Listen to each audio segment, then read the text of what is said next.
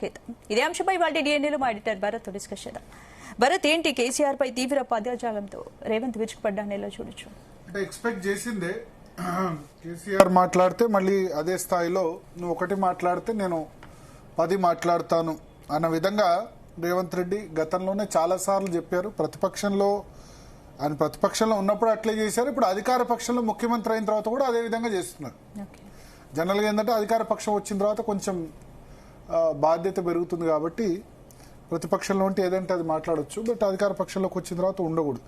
అల్టిమేట్గా ఏంటంటే ఇప్పుడు మొన్ననే చెప్పారు ఆయన, కేసీఆర్ ఆ రోజు ప్రెస్ మీట్ పెట్టి మాట్లాడిన రోజు చిట్ చాట్లో, నువ్వు తమలపాకుతో కొడితే నేను ఇంకా పెద్దదాంతో కొడతా, చీపురుతో కొడితే నేను అదేమంటారు ఈట్కా జవాబ్ పత్తర్సే దెంగే, ఇటుకతో కొడితే నేను రాయితో కొడతా అన్నట్టు ఆయన ఇండికేషన్ ఇచ్చారు. సో ఇప్పుడు ఒక కేసీఆర్ అన్న ఒక వర్డ్ ఏదైతే ఉందో, తోలు తీస్తాం అని అన్నారు కదా, సో ఆ వర్డును పట్టుకొని రేవంత్ రెడ్డి నిన్న జరిగిన సభలో కొడంగల్ నియోజకవర్గంలో కోజ్గిలో సర్పంచ్లు వార్డు మెంబర్ల సన్మానం చేసినప్పుడు ఆ సభలో మాట్లాడుతూ ఈ కామెంట్స్ చేశారు. అదేంటంటే 2-3 కామెంట్స్. ఒకటి ఏంటంటే కేటీఆర్ గురించి కామెంట్ చేశారు, ఫస్ట్ కేసీఆర్ గురించి కూడా నువ్వు రంగనాయక సాగర్లోనో లేదా మల్లన్న సాగర్లోనో దూకి ఆత్మహత్య చేసుకోవాలి, నాతో పెడాలంటే నా జీవితంలో నేనుండగా నిన్ను మళ్ళీ సీఎం కానివ్వను అని చెప్పి మళ్ళీ 2028లో అధికారంలోకి 2/3 మెజారిటీతో వస్తాం, 2/3 2/3 వంతుల ఓట్ల మెజారిటీతో వస్తామని ధీమా వ్యక్తం చేశారు. పునర్విభజన జరిగితే 100 కంటే ఎక్కువ స్థానాలు కూడా తెచ్చుకుంటాను అని చెప్పి ఛాలెంజ్ చేశారు. అదే సమయంలో కేటీఆర్ మీద కూడా మాట్లాడారు. కేటీఆర్ అమెరికాలో బాత్రూంలు కడిగేవాడు, ఏదో నా స్థాయి అన్న విధంగా ఆయన మాట్లాడారు. ఏదేమైనా బహుశా మరే ఇతర రాష్ట్రంలో కూడా ఉండదు ఇట్లా, అంటే ఇట్లా నేతలు ఈ విధంగా ఒకళ్ళనొకళ్ళు తిట్టుకోవడాలన్నది. దీని ముందు చెట్టు ముందా లేకపోతే కోడి ముందా గుడ్డు ముందా అంటే ఎవరేం చెప్పలేవు.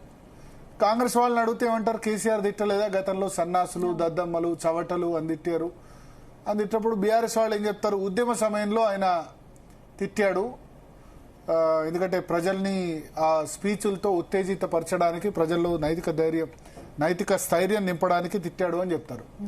ఆ తర్వాత ముఖ్యమంత్రి అయిన తర్వాత ఎక్కువ తిట్టలేదు అని అన్నారు, బట్ ముఖ్యమంత్రి అయిన తర్వాత కూడా తిట్టాడు. కిషన్ రెడ్డిని రండా అన్నాడు, ఇంకా చాలా విషయాలు మాట్లాడిన సందర్భాలు ఉన్నాయి. ఆయన వీడెవరు కేసీఆర్ కూడా సీఎం స్థాయిలో ఉండి మాట్లాడారు కదా అని రేవంత్ రెడ్డి అంటారు. కానీ ఇప్పుడు కేసీఆర్ కంటే భిన్నంగా వ్యవహరిస్తేనే కదా రేవంత్ రెడ్డికి, అంటే నేనేమంటా అంటే రాజకీయాల్లో మన పని చూపించాలి, మన వర్క్ ద్వారా మనం ప్రజల్ని చేయుతల కావాలి, కానీ ఎంత ఎక్కువ తిడితే అన్ని ఎక్కువ ఓట్లు అన్నది అన్ని సందర్భాల్లో కాదు. ఒడిశాలో 20 సంవత్సరాలు ముఖ్యమంత్రి చేశారు నవీన్ పట్నాయక్, ఎంతమందిని తిట్టాడని 20 సంవత్సరాలు సీఎంగా నవీన్ పట్నాయక్ గెలిపించారు. బీహార్లో నితీష్ కుమార్ 20 సంవత్సరాలు గెలుస్తున్నాడు, ఎంతమందిని తిట్టాడు ఆయన, ఎంత సాఫ్ట్ పర్సన్ నితీష్ కుమార్, అవునా కాదా? సో మన దగ్గర మనం అలవాటు చేస్తున్నాం, అంటే ఒకళ్ళనొకళ్ళు తిట్టుకొని వీళ్ళు కేసీఆర్ రేవంత్ రెడ్డి కేసీఆర్ వీళ్ళిద్దరూ, లేకపోతే కేటీఆర్, లేకపోతే కాంగ్రెస్ పార్టీ నేతలు, లేకపోతే బీఆర్ఎస్ నేతలు ఒకళ్ళనొకళ్ళు తిట్టుకొని వాళ్ళ పరువు తీసుకుంటున్నారు తప్ప దీనివల్ల ప్రజలు కేవలం తిట్ల వల్ల ఓటేస్తారు. అంటే కేసీఆర్కు తిట్ల వల్లే ఓట్లేం రాలేదు, కేసీఆర్ మేబీ తిట్ల వల్ల స్పెషల్ అట్రాక్షన్, ఆయన స్పీచ్ నవ్వుతూ విన్నారేమో. అల్టిమేట్గా ఆయన వర్క్ వల్ల గెలిచాడు, 2 సార్లు సీఎం అయింది ఆయన అడ్మినిస్ట్రేషను లేకపోతే వెల్ఫేర్ స్కీమ్ చూసి చేశాడు. రేవంత్ రెడ్డిని కూడా అంతే, కేసీఆర్ను ధీటుగా ఎదుర్కోగలడు, పోరాటం చేశాడు గట్టిగా ఆ పార్టీ మీద అని చెప్పి సీఎం చేశారు. తిట్టుకుంటూ కూర్చుంటే మళ్ళీ గెలిపిస్తారు ప్రజలు. తిట్లు సరిపోవు, తిట్లు కేవలం మీడియాలో అట్రాక్షన్ వరకు సరిపోతాయే తప్ప. నరేంద్ర మోడీ ఉన్నాడు, నరేంద్ర మోడీ ఏం తిట్టాడని చెప్పి ఆయన ఇప్పుడు 10 సంవత్సరాల తర్వాత కూడా 3 టర్మ్స్ గెలిచాడు. భాష అభ్యంతరకరమైన భాష వాడాడు కదా. ఒక్క తెలంగాణలోనే ఇది అయిపోయింది, ఆంధ్రప్రదేశ్లో కూడా అదే. జగన్మోహన్ రెడ్డి, చంద్రబాబు వాళ్ళు కూడా కొంచెం వాడుతున్నారు, బట్ ఈ స్థాయిలో లేదు. ఇంత అభ్యంతరకరమైన భాష అయితే ఖచ్చితంగా లేదని చెప్పాలి. ఇది ఎవరికి మంచి చేయదు అల్టిమేట్గా. నేను ఇంతకుముందు చెప్పిన ఎగ్జాంపుల్సే. నవీన్ పట్నాయక్ 20 సంవత్సరాలు సీఎం ఉన్నాడు, బీఆర్ నితీష్ కుమార్ 2 సంవత్సరాలు సీఎం ఉన్నాడు. ఎవరిని తిట్టారని వాళ్ళని అన్ని సంవత్సరాలు సీఎం చేస్తున్నారు? సో మీ వర్క్ మీ మాట్లాడాలి తప్ప ఒకళ్ళనొకళ్ళు తిట్టుకుంటే ఏం లాభం?